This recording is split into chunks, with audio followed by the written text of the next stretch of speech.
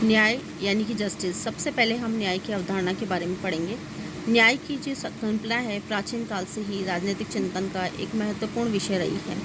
पश्चिमी परंपरा के अंतर्गत न्याय के स्वरूप की व्याख्या करने के लिए मुख्यतः न्यायपरायण व्यक्ति अर्थात सच्चरित्र यानी जिसका चरित्र अच्छा हो उसके मनुष्य के गुणों पर विचार किया जाता था। इसमें उन सद्गुणों की तलाश की जाती थी जो व्यक्ति को न्याय की ओर बढ़ाते थे, न्याय की ओर उन्मुख करते थे। भारतीय परंपरा में भी मनुष्य के धर्म को प्रमुखता दी गई है। इन दोनों ही मान्यताओं में मनुष्य के कर्तव्य पालन पर बल दिया गया है। यानी भारतीय जो परंपरा है, जो भारतीय विचारक हैं, वो भी ये कहते हैं कि मनुष्य के कर्तव्य, जो मनुष्य अपने कर्तव्य का पालन करता है, यानी कि वो न्याय की ओर निर्दिष्ट किया गया है। प्रत्येक मनुष्य द्वारा अपना निर्दिष्ट कार्य करना, यानी कि उसको जो कार्य सौंपे गए उनका वो पालन करें एवं दूसरों के कार्यों में हस्तक्षेप न करना ही न्याय है। यद्यपि आधुनिक चिंतन में न्याय की परिभाषा में परिवर्तन आए हैं। न्याय प्रत्यय की व्याख्या अलग अलग विचारकों ने अपने अपने ढंग से करने का प्रयत्न किया है। पाश्चात्य राजनीतिक चिंतन में न्याय के अर्थ को स्पष्ट करने का सर्वप्रथम प्रयास यूनानी दार्शनिक एवं राजनीतिक विचारक प्लेटो ने किया था। यानी सबसे पहले जो न्याय की अवधारणा है उसका प्रतिपादन प्लेटो ने किया था। प्लेटो ने अपने दर्शन में न्याय प्रत्यय को मनुष्य का आत्मीय गुण माना। उनके अनुसार यह वह सद्गुण है जिससे प्रेरित होकर मनुष्य सबकी भलाई में अपना भला ढूंढता है। यानी कि वह कार्य जिसमें सबका भला होता हो, सबका कल्याण होता हो, वही कार्य जो है वो न्याय है। प्लेटो से लेकर अब तक सभी चिंतकों ने न्याय को महत्वपूर्ण राजनीतिक और नैतिक प्रत्यय माना है। एक तरफ न्याय व्यक्ति का निजी चारित्रिक गुण है। निजी चारित्रिक गुण यानी मनुष्य का जो इंडिविजुअल, जो उसका खुद का व्यक्तिगत जो चारित्रिक गुण है वह न्याय है। वहीं दूसरी तरफ न्याय राजनीतिक समाज का एक वांछनीय गुण माना गया है। यानी कि एक समाज को सही दिशा में ले जाने के लिए न्याय का होना बहुत ज़रूरी है।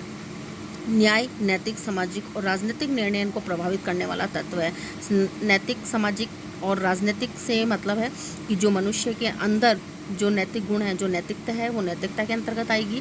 जो समाज से रिलेटेड है वो सामाजिक, और जो राजनीति से रिलेटेड है वो राजनीतिक निर्णय माना जाएगा। मध्यकालीन ईसाई विचारकों ऑगस्टाइन एवं एक्विनास ने न्याय को अपने अपने ढंग से बताया है। आधुनिक चिंतन के प्रारंभिक चरण में Hobbes, Hume, Karl Marx, Kant और मिल ने अपने चिंतन में न्याय को एक प्रमुख स्थान प्रदान किया है। और जो समकालीन विचारक है उसमें जॉन रॉल्स को न्याय का नवीन स्वरूप प्रस्तुत किया है। यानी जो ऊपर वाली जो अपन ने विचारक पढ़े, Hobbes, Hume, Karl Marx, Kant वगैरह है, ये सब जो है वो इसके आधुनिक चिंतन के प्रारंभिक चरण के हैं। और जो समकालीन विचारक है उसमें सबसे पहले जॉन रॉल्स का नाम आएगा। अब सबसे पहले हम जो है प्लेटो के न्याय संबंधी विचारों के बारे में पढ़ेंगे। प्लेटो का न्याय से तात्पर्य है प्रत्येक व्यक्ति द्वारा अपना निर्दिष्ट कार्य करना, यानी उसको जो कार्य सौंपे जाएं उनका पालन करना और दूसरों के कार्यों में हस्तक्षेप ना करना। यानी कि प्रत्येक व्यक्ति केवल अपना कार्य करे और दूसरों के कार्यों में हस्तक्षेप ना करे, वह न्याय है। प्लेटो ने न्याय को एक मौलिक सद्गुण मानते हुए कहा है कि हम सभी अपेक्षित हितों को साधने में सहायक बने। प्लेटो ने जो पुस्तक लिखी है उसका नाम है रिपब्लिक। यानी कि प्लेटो ने अपनी पुस्तक रिपब्लिक में न्याय को समझाने के लिए पुस्तक सेकंड, थर्ड और फोर्थ में इसका काफ़ी अच्छा विश्लेषण प्रस्तुत किया है। यह सबसे पहले सामाजिक और राजनीतिक न्याय की धारणा को व्यक्तिगत न्याय से पृथक करने की चेष्टा करता है। यानी सबसे पहले उसने कहा सामाजिक व राजनीतिक न्याय की धारणा व्यक्तिगत न्याय से अलग है। सामाजिक और राजनीतिक न्याय अलग है, व्यक्ति का व्यक्तिगत न्याय जो है वो बिल्कुल अलग है। इबस्टन ने कहा है कि न्याय के विचार विमर्श में प्लेटो के राजनीतिक दर्शन के सभी तत्व निहित हैं। यानी इबस्टन जो कि एक विचारक है उसने बताया है कि प्लेटो ने अपने न्याय के अंदर राजनीतिक दर्शन के सभी तत्वों को समाहित किया है। प्लेटो न्याय के दो रूप मानता है, जिसमें एक व्यक्तिगत है और दूसरा सामाजिक। यानी अपन जो प्लेटो की जो न्याय की अवधारणा पढ़ रहे हैं उसमें उसने न्याय को दो भागों में व्यक्त करा है। एक तो है व्यक्तिगत और दूसरा है सामाजिक, या उसे राज्य से संबंधित भी माना जा सकता है। प्लेटो की मान्यता थी कि मानवीय आत्मा में तीन तत्व पाए जाते हैं। यानी कि उसने बताया कि प्रत्येक मनुष्य के अंदर तीन तत्व पाए जाएंगे, बुद्धि, शौर्य और तृष्णा। इन तीनों तत्वों की मात्रा के अनुसार ही वह राज्य और समाज में तीन वर्ग स्थापित करता है। यानी बुद्धि, शौर्य और तृष्णा जो ये तीन तत्व हैं, उन्हीं के अनुसार समाज के अंदर तीन वर्ग होंगे। पहला शासक वर्ग, जिसके अंदर बुद्धि का अंश सर्वाधिक पाया जाएगा। दूसरा है सैनिक वर्ग या रक्षक वर्ग, जिसमें शौर्य और साहस तत्व की अपेक्षाकृत अधिक मात्रा पाई जाएगी। और तीसरा है उत्पादक या सहायक वर्ग, जिसमें इंद्रिय तृष्णा व इच्छा तत्व की अधिकता पाई जाएगी।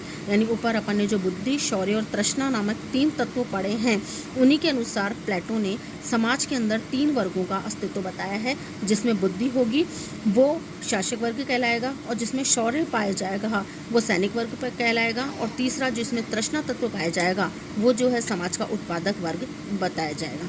सभी मनुष्यों में तीनों तत्व न्यूनाधिक मात्रा में पाए जाते हैं, यानी कि कोई भी मनुष्य ऐसा नहीं है जिसमें इन तीनों तत्वों से कोई भी नहीं पाया जाएगा, अधिक या कम हर एक मनुष्य के अंदर इन तीनों तत्वों में से कोई ना कोई तत्व जरूर से पाया जाएगा। परंतु जिस तत्व की मात्रा प्रधान रूप से पाई जाती है वही उसके सद्गुणों को प्रभावित करता है। यानी कहने का मतलब है कि तीनों तत्वों में से जिस मनुष्य के अंदर जिस तत्व की सबसे ज़्यादा मात्रा पाई जाएगी वो उसके सद्गुणों को प्रभावित करेगा।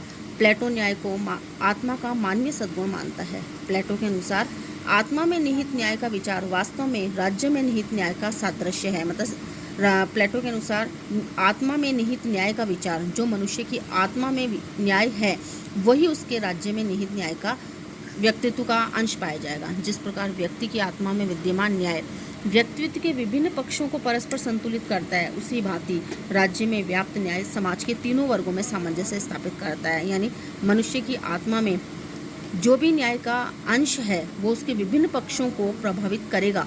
उसी प्रकार राज्य के अंदर समाज के तीनों वर्गों में सामंजस्य स्थापित करने वाला जो तत्व है वो कहलाएगा न्याय। यानी कि जो शासक वर्ग है, जो सैनिक वर्ग है और जो उत्पादक वर्ग है, उनके अंदर सामंजस्य बनाए रखने का कार्य जो करेगा वो अपना कहलाएगा न्याय।